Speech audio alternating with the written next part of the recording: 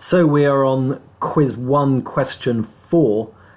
This is a question about planning a dive, which is a repetitive dive. You complete a dive and a surface interval of 49 minutes. This puts you in pressure group J. What would your adjusted no decompression limit be if you wanted to do a dive to 43 feet? So it's a 2-dive question, so we'll do a 2-dive diagram. And now we need to look at the question. The first bit of information the question actually gives us is that our surface interval is 49 minutes. Now, in fact, this bit of information is pretty irrelevant.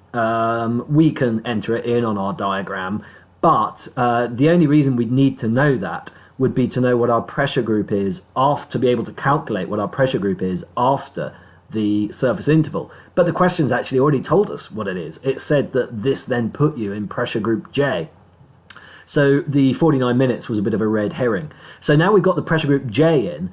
What else have we got given to us in the question? We've got the fact that the dive is to 43 feet. So we can enter that in on our chart. And the question is, how long can you spend at that depth?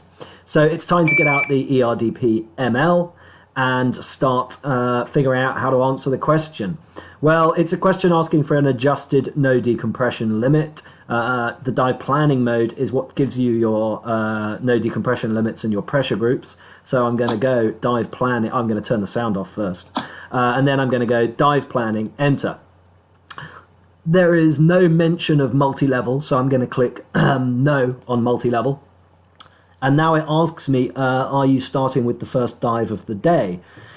The answer to this question is no, I'm not. I have done a dive, I've done a surface interval that put me in pressure group J, and now I'm wanting to calculate a second dive or repetitive dive. So at this point, I should be clicking no on the first dive, yes, no question.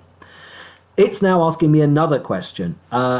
Will you be giving me the pressure group after the surface interval, yes or no? Casting my eyes across to my diagram, I can see that I have got my pressure group after a surface interval. So yes, I am going to be giving you the pressure group after the surface interval. So now it asks me, what is the pressure group at the start of the dive you are planning, which from my diagram I can see is pressure group J, so I can enter J and click enter. It asks me what the depth of the dive is going to be, which I can see from my diagram is 43 feet.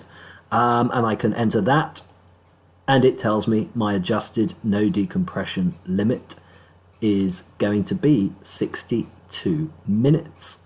So that would be the answer to this particular question.